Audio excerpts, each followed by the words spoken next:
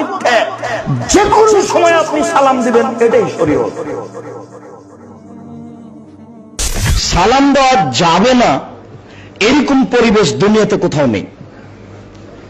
যাকে আপনি মুসলমান মনে করছেন, পেশাব করুক, পায়খানা করুক, সালাত আদায় করুক, অজু করুক, আজান দেখ, মদ খাক, বিড়ি খাক, যা করছে করুক, আপনি যদি তাকে মুসলমান মনে করেন, সালাম দেন।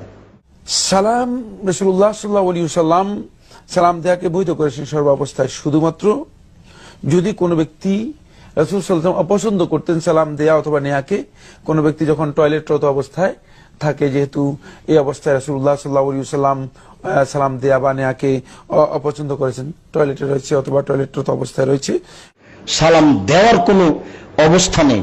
যেই অবস্থাতেও আছে সে অবস্থায় সালাম দেন, এটাই সুন্নাত।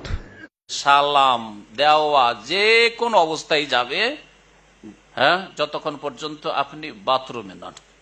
বাথরুমে থাকলে আপনি সালাম দেবেন না আর উত্তর দেবেন না, কাজায়ে হাজাতে আছে।